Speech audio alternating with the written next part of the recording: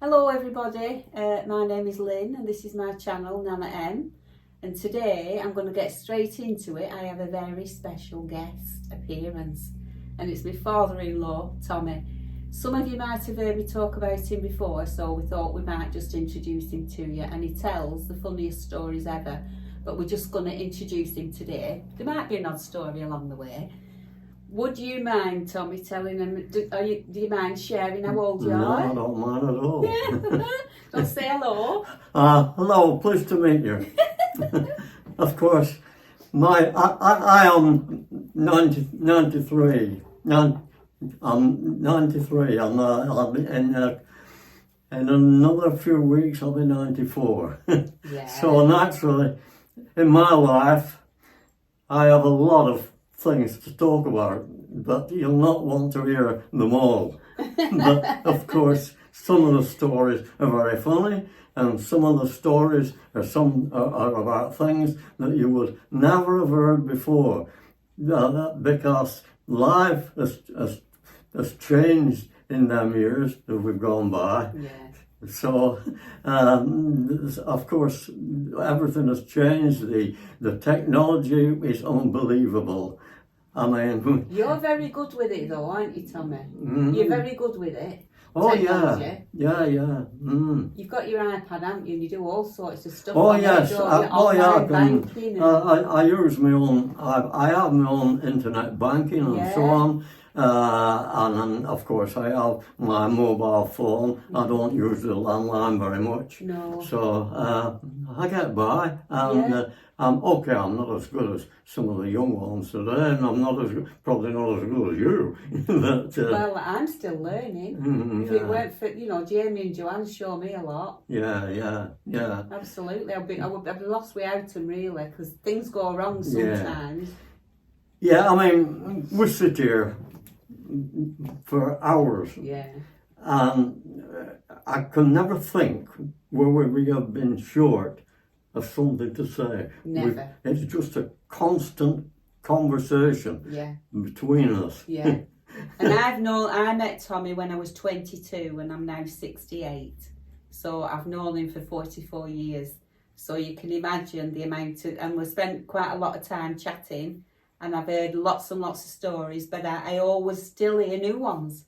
It amazes me how many new stories he tells me, don't you? Yeah, it's amazing that I'm very fortunate that I have been able to remember these stories. Of some of them was going back before the Second World War, which then I was only 5, 6, 7, 8, 9. I can remember things that happened in those years, and of course I can remember a lot of the things that happened during the Second World War, which, I mean, it just depends. I could go on all day about the things that happened. Do you want to tell them, like, how many siblings you had, like how many brothers you had and sisters? Yes, I had 3 brothers and I still have 2 sisters. The 2 sisters, one is 91 and the other is 100 on the 27th of this month. Yeah. And we're all having a little party. Yeah, we are. We're all going to celebrate. Yeah. How fantastic is that? Yeah. So the lady on the left in the blue dress is Auntie Eunice, whose birthday it is. She's 100. And the lady on the right is Auntie Ivana, who is Eunice's sister, and she's 92. This is the King and Camilla's card. That's what they wrote inside. And then we just had balloons and she got loads of presents. It was a lovely day. Milestone, fantastic. Were you born on the farm? Yes, I was born on a farm, but it was something I never took to farm life. No. Because I was never a muscular sort of a person. No. And I couldn't I couldn't go along with it at all. No. So I said that as soon as I was 14-year-old, I was going out to work. Yeah. And I knew what I wanted to do. I wanted to be an engineer. Yeah.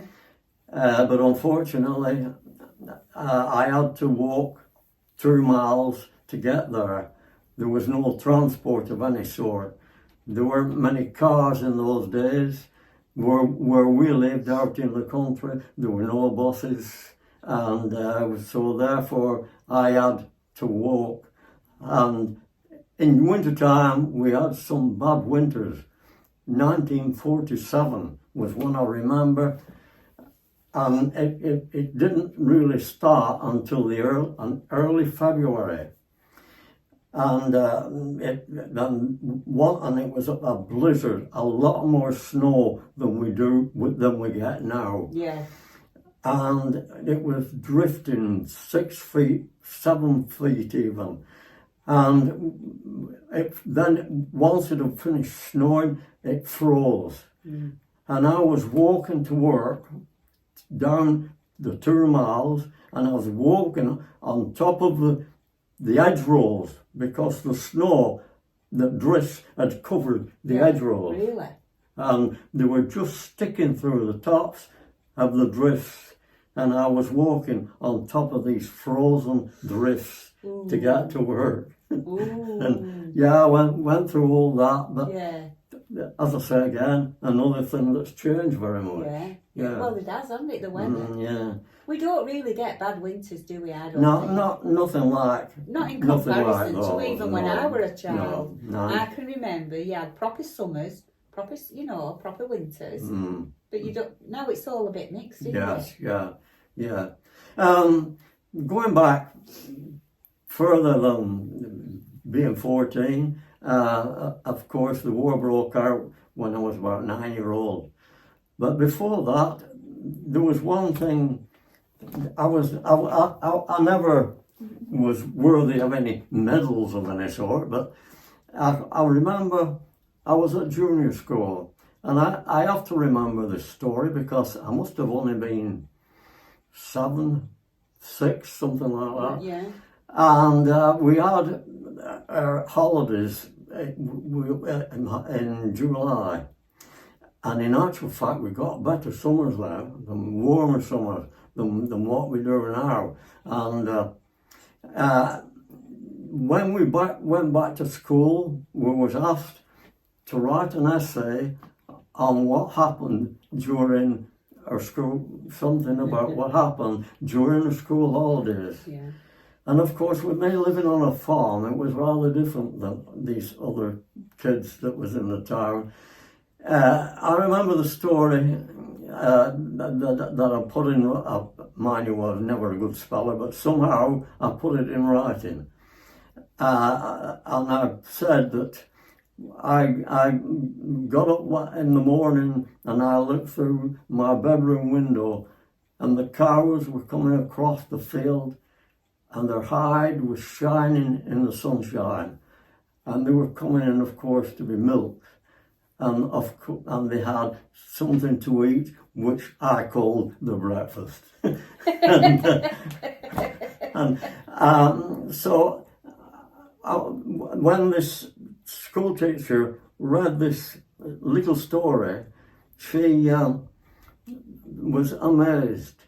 She took it, she asked me to go with her, and she took me to the headmaster to show him the story that I had wrote. Oh. And I never knew that. I haven't heard that one before. No, and there was, again, it's things that I just remember. Yeah.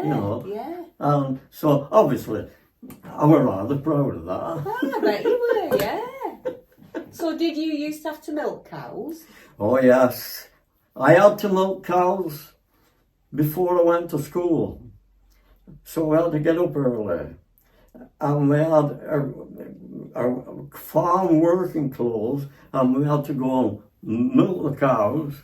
And I think I had 2 or 3 to milk before I went to school. And then we had to come back in and change our clothes into school clothes, and then go to school and get back to school on time, you know. But we've become to be very, very lucky, because we had a kind of a bus that the only bus that travelled, a very small bus that just travelled around that area and picked the kids up to take them to school. And so we to walk down the lane to the main road for them to be picked up, and we had to be there dead on dot, I don't know what, 8:30 or something like that, to get to school by 9 o'clock. Yeah. And that was the story. Yeah. Yeah. Yeah. But that was when I reached senior school. These, of course, then that brought me up to the Second World War. After being in junior school, that brought me up to the Second World War. And of course, I lived all through the Second World War, and the world. Funny things that happened. I could go on all day about what happened in the Second World War, but I won't. Ah, is there some funny ones? Well, yeah, some funny ones, I suppose. You know. My mum spoke often about like ration books and things like that. Ration books. You had coupons in a ration book, and when my mum went to, well, my mum or dad went to buy some food, they had to cut it out of the coupons out of the ration book, and you only had so many coupons. There was no proper milk. We had plenty of milk, of course, because we're on a farm, but there wasn't plenty of milk. There were powdered milk. There were powdered eggs. Did you have chickens? We had chickens, yeah, and we had eggs. So we were quite lucky. Yeah. And not only that, the funny part about it was there was the black market, and of course my dad was in the black market because he used to kill pigs.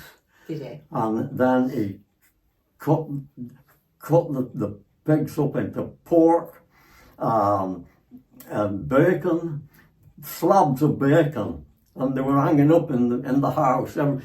The farmhouse was nothing like the houses for today, because there was bacon hanging from the ceilings, and that you just cut a slice off for breakfast, and and of course we had plenty of eggs. Yeah. So what happened when we So was Grandma a good cook? Well, she had to be, but the funny part about it, we never all sat down for a meal. Did you know? No, because there were one coming in at one time, and the other coming in at another time. That must have been really hard work. Yeah, I mean, after all said and done, there were 7 kids. Yeah. And two grown-up people. Yeah. So it was hard work. Oh yeah, it can't have been easy. It was donkey work, you know what I mean? I hated every bit of the farm life. Yeah. I hated it. It's not for everybody, is it? No, and I went to, obviously, went out to work as soon as I could. Yeah. And I went into engineering. Yeah. And I enjoyed every minute of it. Yeah.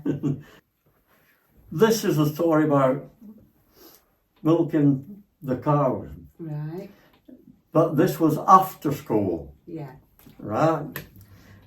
And there was a young lad, he was desperate to come up to the farm after school with me. And the parents were very lenient in that way. They let us bring people up, and so I said, yeah. I remember his name, he was called Jurst. Lyndon Jurst. Lyndon, that's a nice name. And that was going back a lot. That was going back when I was still at school. Yeah. And he came up and he said, I want to watch you milk a cow. And I said, right, fair enough. And it was winter time, and of course the cows didn't go out. So what happened, they was in this particular booth constantly. They led down in it, they ate in it, had the food, and of course they did everything in a trough at the back of them. And it was all wet and sloppy. And when they led down, the tail hung in this way and everything. So what happened when I was milking the cow, this lad is... So did you sit on a stool? Yeah, I sat on a stool, yeah, and I had the bucket between my legs. And this lad was leaning over like this, watching me. And the cow had a very bad habit of flicking its tail. And of course, it flicked its tail and it hit this lad right across the face. It was in his ears, it was in his hair, and he just looked and he goes, We had to get, we had a tap, a cold water tap, and it had a little tube on it. So the only thing we could do was put his head under the tap and turn the tap on and wash all his head and get it out of his ears. That's the thing with animals, though, you just don't know what they're No, going to you do, don't do you? know, no. But I do remember another story about, it might have been, was it something about a man saying that you couldn't turn your lights on? And he was, yeah, right. that was this is a story about a guy that reminds me of Odges in Dad's Army. Yeah. And, excuse me, and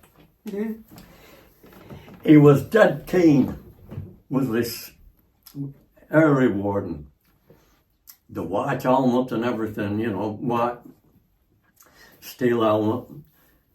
And we'd been out in the country, we didn't, all right, we were a bit careless about blackouts. I mean, you know, during the war, right, all the windows were blacked out, curtains, thick curtains. No lights had to be shown, my mum told me none about that, whatsoever, nowhere. No. You couldn't. And that was for the aeroplanes, Yes, that wasn't was it? for So the that bombers, they couldn't yeah. see. Yeah. So, obviously, when you're looking up into the country from the town, these lights could be seen. Just showing through curtains.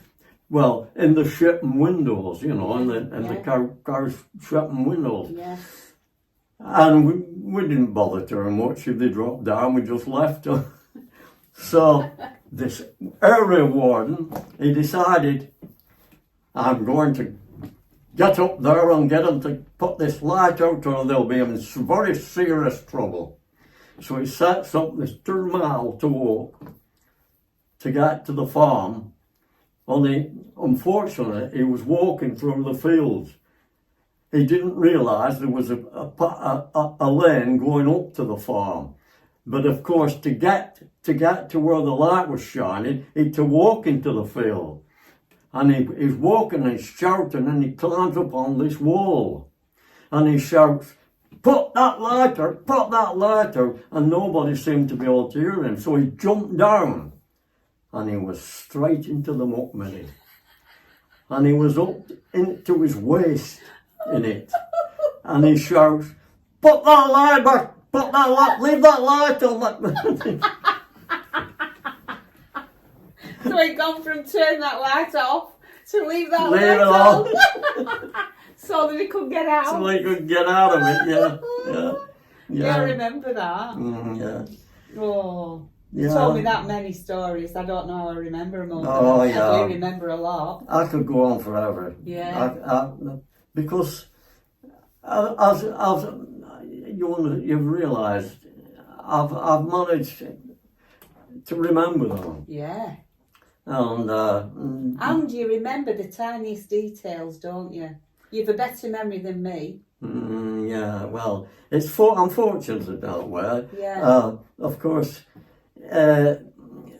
all right, I remember these stories.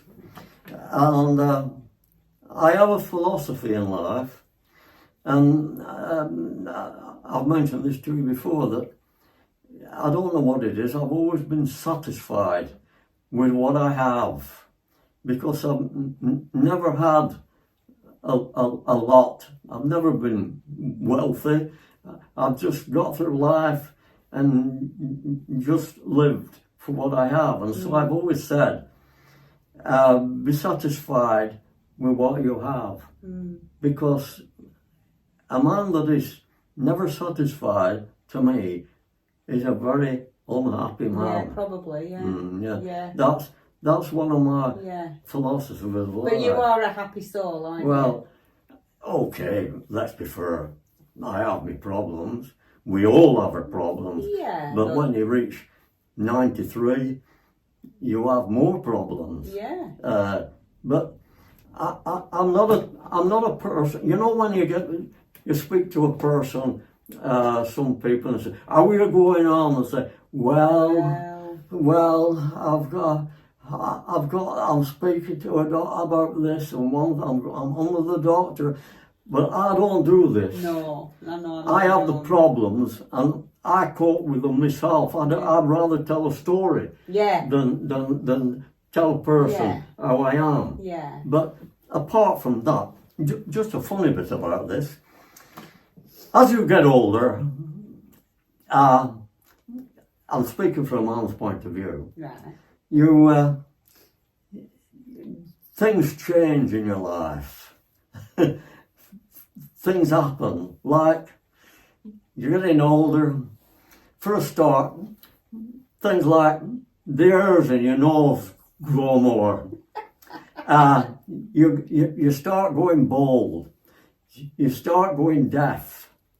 Your ears go bigger.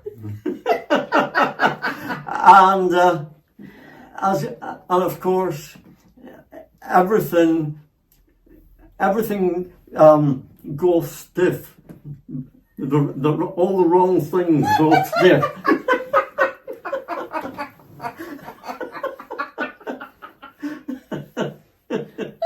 That's the funny part about it. Yeah. Do you know, we can talk for hours, can't we, Tommy? Yeah. I came the other day at 12:30, and I was still sat here at 3:30, and I only popped in, didn't I? But this is what we like. We like telling stories, and I like listening. Yeah. I love your stories, don't So does Joe, doesn't he? I know. Yeah, and he's the kind of person you can tell him anything, and he wouldn't be shocked, and he would never judge you. He just listens. If you want his advice, he'll give it, but he never ever tells you what you should do you? No. Never. If someone Joanne loves talking to you, doesn't she? Yeah, if someone wants a bit of advice, if I can give them advice, I will. Yeah. But I never tell. I try never to tell somebody what to do. No. I don't believe in telling people what to do.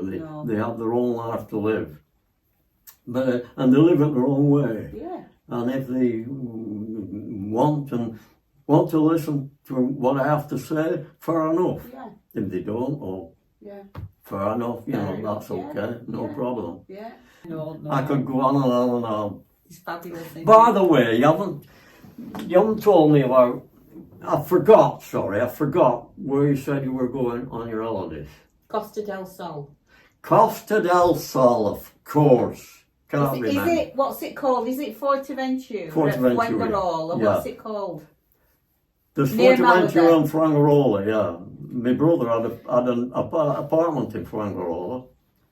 Which one is it? It's near Benalmadena. Benalmadena. Well, that's. I get mixed up with them. They both begin with F, don't they? And I get mixed up. Yeah. Is it Fuengirola thing? Would be Fuengirola. Yeah. But anyway. One of them. Yeah. And so obviously I've booked another. Listen. So I go to Fuengirola for 8 days, wherever I go in Costa del Sol, for 8 days. I come back, and then I'm only at home for 2 days, and then me and Joanne are going to Tenerife for 5 nights. Fantastic. Tenerife, that's For 5 5 hours nights. flight, isn't it? Yeah, but we're not bothered. No. Well, either you're bothered about flying or you're not. I don't like it, No, but I don't hate it enough not to No. go, if you understand what I mean. it doesn't bother me. I'm alright once I'm up. I Yeah. don't like setting off and I No. don't like Well- landing. Well, I do like landing because then I know I'm going to get off. But Yeah, but it doesn't bother you otherwise. I don't get worked up about No, it. well, I used to do. I mean, of course, I've been all over I know. Europe, I know. in most Yeah, of the tourist yeah. places, and the only thing I find about flying, it's boring. Yeah, it is boring. So,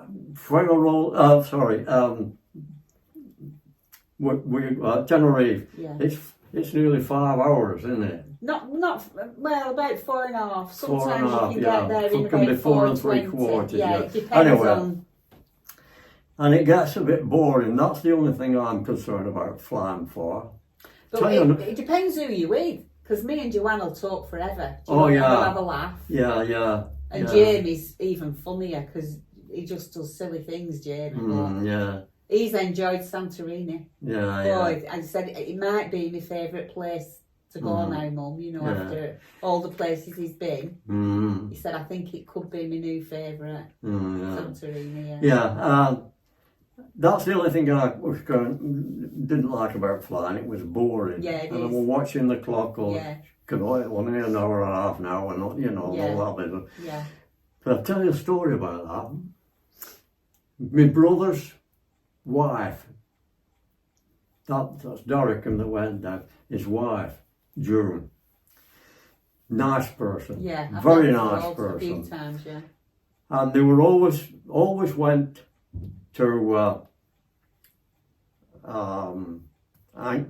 not Anglesey, off the south coast. What's it called? Torquay, No, just it was an island. Isle of Wight, Isle of Yes, Man, yeah, Isle of Wight. Sorry, couldn't think of it. And that's getting older. You forget these names of places. Anyway, Anyway, that I remembered. they used to go to Isle of Wight, and they always. Now it was further than that. The other one. Isle of Man. No, one of them were invaded by Germans. Well, Skye's in Scotland. I don't know many islands. Isle of Man, Isle of Wight. Dear me, what were it called? Anyway, they fly to it, by the way. Right. They fly to Manchester to it. Jersey. Right, got it. So they used to go travel by road and then sail, and they went for years. And she said to me, "We're going to Jersey again in June." I said, "Oh, very nice, very good." She says, "But I'm flying." Just like, "I'm flying." I said, "Oh, very good." And I said, "You'll be looking forward to that?" And she says, "No." I said, "No." She says, "No, I'm frightened to death of flying." And I've plucked up courage to say, "Yes, I'll go." "Oh," I says, "you've nothing to worry about. Nothing at all." I said, "I've flown all over Europe." I said, "Nothing whatsoever to worry about." I said, "You get on the plane and you sit there and you put your safety belt on." I said, "They come out front and talk about what happens if you crash, and if you land in the sea, you blow this whistle and all that." And she listened to me. I said, and I said, and she tells you where your life jacket is and all the rest of it, and but don't pull the plug while you're on the plane. But wait until you get into the sea. Now remember this. They're saying all this, if that plane comes down into the sea, it hits that sea at about 400 miles an hour. I know, you've no chance, have you? So anyway, she says, she's looking at me and she's going, why? Right. I said, but it's nothing to worry about. I said, it starts going down the runway at about 200 miles an hour. I said, and all skin goes back on your face. She said, oh, I'm not going. I'm not going. Did she go though? She did eventually, Did yeah. It is a scary thing the first time you fly, I think. Yes, I mean, we're not really like meant to fly, are we? Well, really, some people treated it as not a natural thing. It's not. To get off the earth and get into the sky at 35,000 feet. It's not natural, is it's not a it? natural thing. But it is the safest, proven safest way of travel. Yeah. You've more chance of getting hit with a bus or having an accident in Oh, your yeah, car or yeah. a train going off Yeah. lines. But it's just because you're up there, I think. Yeah. Because You've no chance, have you? No, There's no way out of that. You're in a cage, and your life is completely in somebody else's hands. Yeah. Yeah, I know. I know. Oh, I might not go now. But that's a good one when they come out front to start talking about what you have to do if it crashes into the First sea. thing, isn't it, that they do? You think, flipping heck. And they call it terminal. No, they call it a terminal. I know. It is terminal, isn't it? It is if it goes down. Oh dear me. So we'll do an ending, but even if it's not the end, if you know what I mean. So that's in the introduction to Tommy, and there will be some further episodes where he tells some more stories. So have you enjoyed it, Tommy? Yes, I've enjoyed every month. Well, it's not. I enjoy us talking together constantly. Yeah, I know. Yeah, You know, me too. Not everybody is prepared to listen. No, Not everybody enjoys these stories. no.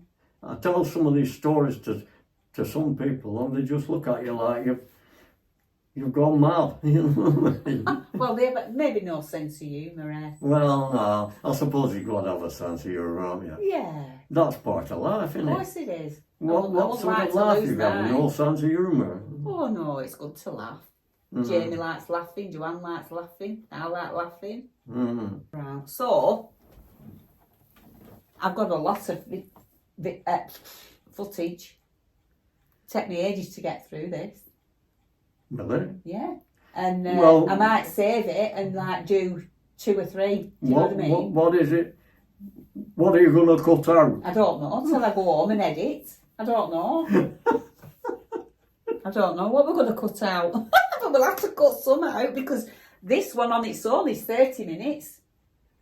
And I have to try and get it into about 20-25 minutes. What we've done now is about 30 minutes. No, a lot more than 30 minutes. That little bit on its own, because I kept stopping it and starting it, didn't I? And this bit on its own now is 30 minutes, 56 seconds.